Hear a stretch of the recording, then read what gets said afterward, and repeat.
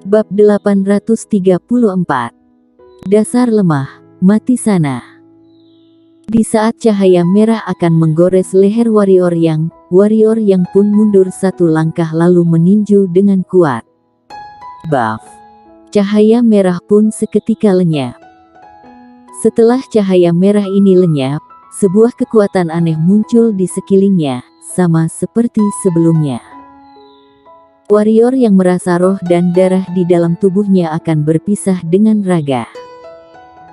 Warrior yang pun kaget, tidak berani gegabah, menggerakkan telapak tangan, sebuah pedang hitam muncul dan menebas.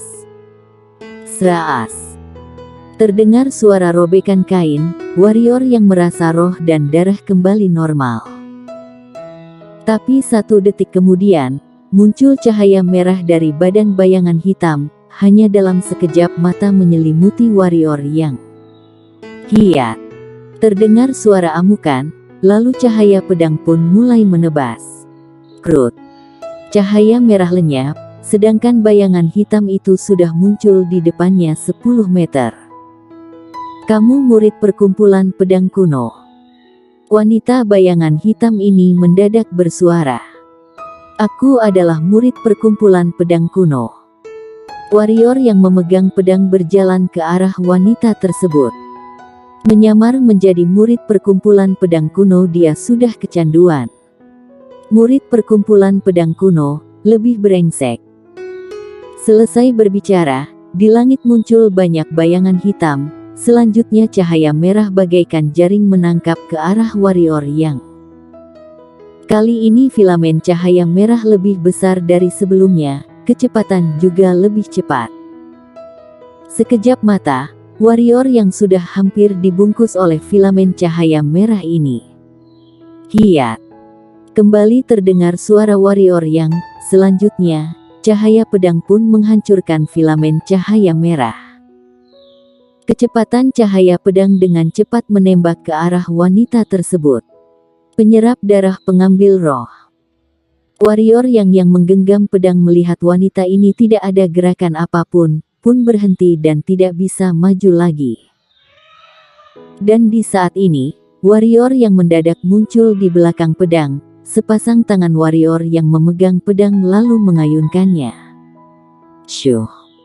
Warrior yang dan pedang pun menembus ke dalam bayangan hitam itu.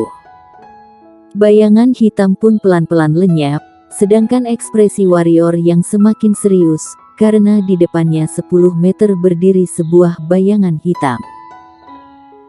Dirinya mengetahui, dirinya jika tidak menggunakan keterampilan pedang, hanya mengandalkan kekuatan raga menggerakkan pedang pasti tidak mungkin bisa membunuh lawannya. Tetapi, menggunakan keterampilan pedang akan membawakan rasa sakit yang menusuk baginya. Bukan dirinya tidak ingin menggunakan keterampilan pedang ini, terutama di pegunungan luas ini. Dia masih mengingat di luar masih ada Raja Kerasuci dan siluman monster. Masalah nadi harus segera diselesaikan. Jika masalah nadi sudah diselesaikan, ingin membunuh musuh bukanlah hal yang sulit. Karena masalah nadi, dia barulah susah dalam bertindak, membuat serangan dia kurang maksimal. Di perkumpulan pedang kuno ada 3 pendekar pedang alam bangsawan, Nia Lin, Parker Yun dan Surya Ming. Kamu adalah salah satunya? Tanya wanita bayangan hitam. Mau kelahi, ayo mulai, jangan banyak basa-basi. Setelah berkata, warrior yang langsung muncul di depan wanita bayangan hitam, lalu meninjunya. Boom. Dia berhasil meninju wanita bayangan hitam. Warrior yang pun menyipitkan mata, tanpa banyak berpikir memutarkan badan meninju. Di saat meninju, sebuah cahaya merah menggores kepalan tangannya. Duar. Cahaya merah lenyap, sedangkan warrior yang memiringkan badan mengelak, cahaya merah pun melewati telinganya. Selanjutnya dia berputar kaki kiri sebagai tumpuan, langsung menendang ke arah kiri belakang. Buff. Terdengar suara benturan, bayangan hitam pun mundur beberapa langkah ke belakang. Warrior yang sekarang bagaikan harimau yang sedang mengejar mangsa, muncul di depan bayangan hitam, lalu menendang dengan kuat. Satu tendangan ini membuat dimensi bergetar. Buff. Bayangan hitam kembali mundur belasan langkah. Di saat dia baru berhenti, warrior yang sudah muncul di depannya dan terus menyerang beruntun. Saat ini, wanita bayangan hitam ini dalam keadaan tertekan. Warrior yang tidak memberikan dia kesempatan mengeluarkan keterampilan hitam, terus menyerang jarak dekat. Bisa dilihat, menyerang jarak dekat bukanlah keahlian wanita ini. Oleh karena itu, wanita bayangan hitam ini sekarang tidak ada kesempatan menyerang, hanya bisa bertahan. Kadangkala bisa melawan, tapi malah diserang balik dengan serangan yang lebih kuat. Meskipun wanita ini dalam keadaan tertekan, tapi warrior yang tetap sangat serius, karena teknik musuh sangat aneh, dalam keadaan tertekan ini, tapi sama sekali tidak bisa melukainya. Perisai bayangan.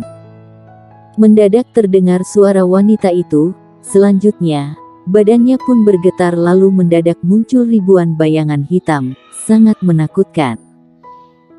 Warrior yang pun tidak menyerang, melainkan berdiri di tempat, karena musuh sudah berada ratusan meter jauh darinya. Tidak lama kemudian, bayangan hitam ini pun lenyap, dan di depan dia ratusan meter berdiri sebuah bayangan hitam. Kamu sebenarnya kultivator pedang atau kultivator fisik? Suara wanita bayangan hitam ini sangat serius dan dipenuhi rasa kesal. Arak kera kamu yang suruh aku rebut, setelah aku rebut kamu malah tidak senang. Inikah cara kerja Partai Qingdao? Warrior yang pelan-pelan berjalan ke depan wanita bayangan hitam, ekspresi sangat meremehkan. Atas dasar apa kamu berhak mengomentari Partai Qingdao? Suara wanita bayangan hitam pun dipenuhi niat membunuh. Atas dasar aku lebih kuat darimu. Warrior yang menggerakkan pergelangan tangan, di tangan mendadak muncul pedang panjang.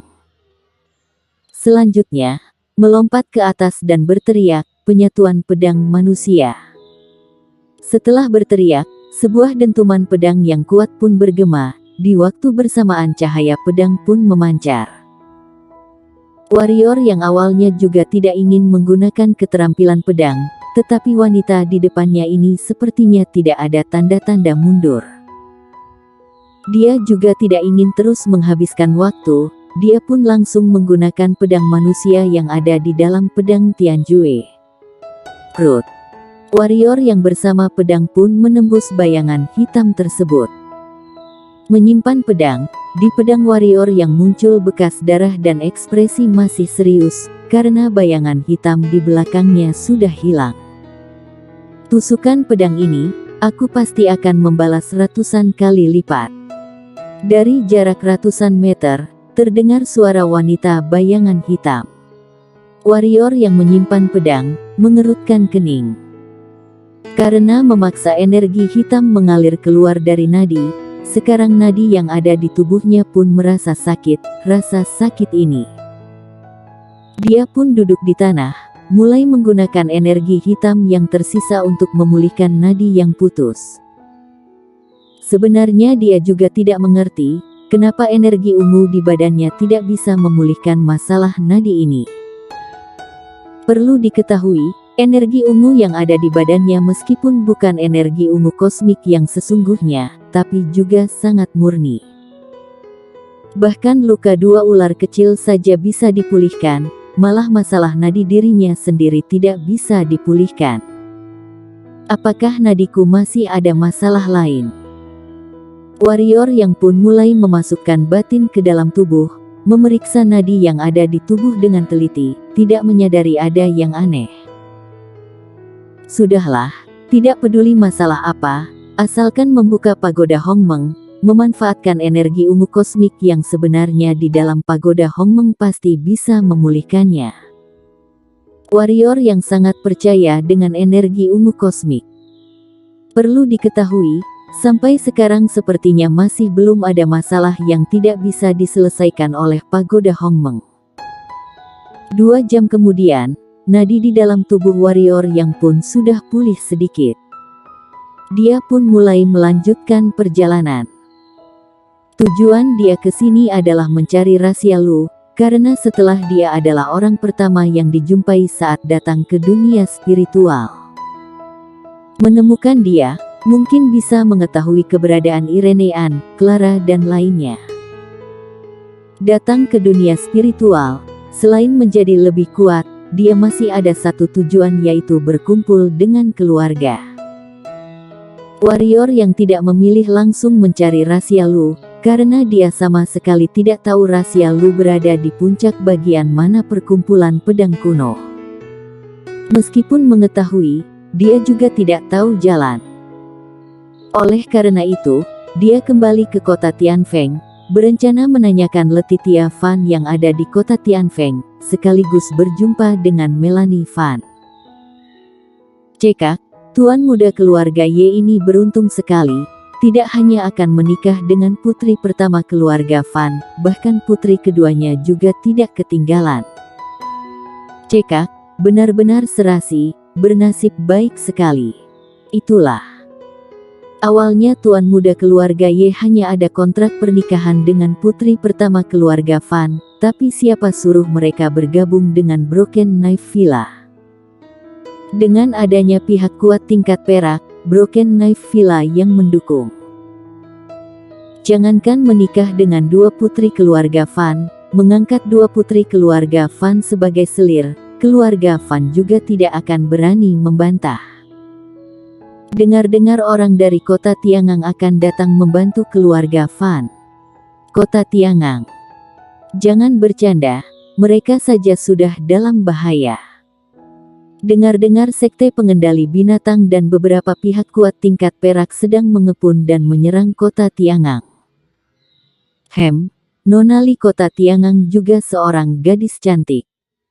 Menurutmu, jika kota Tiangang berhasil diserang, apakah nasib yang akan diterima Nona Li itu? Pepatah memang tidak salah berkata, wanita gadis bernasib malang. Kedepannya, di kota Tianfeng ini, keluarga Ye yang akan berkuasa. Mungkin kedepannya kota Tianfeng, semuanya akan bermarga Ye. Warrior yang baru masuk ke kota Tianfeng, sudah mendengar percakapan beberapa orang. Setelah mendengar topik pembicaraan mereka, ekspresi warrior yang pun menjadi murung. Lalu melompat menghilang dari tempat semula. Keluarga Fan. Saat ini, banyak orang yang mengepung kediaman keluarga Fan. Di pintu masuk keluarga Fan ada 2 kereta merah, di depannya berdiri seorang pria remaja. Mendadak, pintu terbuka, seorang gadis memakai gaun merah berjalan keluar. Dia adalah Letitia Fan. Minton Ye, kamu ingin menikahiku, aku akan menyetujuinya. Tapi berharap, kamu melepaskan adikku, ujar Letitia Fan. Remaja bernama Minton Ye pun mencibir dan berkata, Letitia Fan, kamu sekarang tidak berhak tawar-menawar denganku. Aku beri kamu waktu 15 menit, segera bawa adikmu keluar, bersamaku kembali ke kediaman keluarga Ye. Jika tidak, hari ini selain kalian berdua, semua anggota keluarga Fan tidak akan tenang. Di saat ini, Melanie Fan mendadak berlari keluar, memelototi Minton Ye dan berkata, Minton Ye, aku beritahu padamu, kamu kalau berani mengganggu aku dan kakakku, warrior yang pasti tidak akan mengampunimu. Kamu kenal warrior yang? Dia sangat hebat, bisa melenyapkan kalian keluarga Ye. Aku tidak bercanda denganmu. Warrior yang? Ekspresi Minton Ye menjadi sangat jelek, aku paling benci wanitaku mengungkit nama pria lain di depanku. Aku malah sengaja mengungkit. Minton Ye, aku beritahu padamu, aku dan kakakku lebih memilih menikah dengan warrior yang juga tidak mau menikah denganmu. Teriak Melanie Fan. Ekspresi Minton Ye semakin jelek. Dia memutar badan memandang seorang senior tua yang ada di sampingnya dan berkata, "Bunuh semua orang yang bernama warrior yang di kota Tianfeng." Tidak. Bunuh semua orang yang memiliki hubungan dengan warrior yang. Setelah berkata, dia memutar badan memandang Melanie Fan dan berkata, "Bagus. Belum menjadi wanitaku sudah berani mencari pria lagi. Jika kamu menjadi wanitaku, bukannya akan lebih parah. Hari ini, aku akan baik-baik menghukum kalian berdua." Setelah itu, muncul tatapan mesum di wajahnya, mulai membuka kancing bajunya. Ekspresi Melanie Fan dan adiknya pun berubah. Letitia Fan berteriak, "Minton Ye, apa yang ingin kamu lakukan?" Tatapan Minton Ye pun sangat semangat. "Hari ini, aku mau malam pertama dengan adikmu, haha. Semua murid keluarga Ye, setelah aku menikmati, kalian semua akan kebagian jatah." Setelah itu, langsung membuka pakaian, berjalan mendekati Melanie Fan dan adiknya. "Dasar lemah, mati sana." Di saat ini, terdengar suara yang sangat judes. Selanjutnya, cahaya pedang melintasi. Bersambung.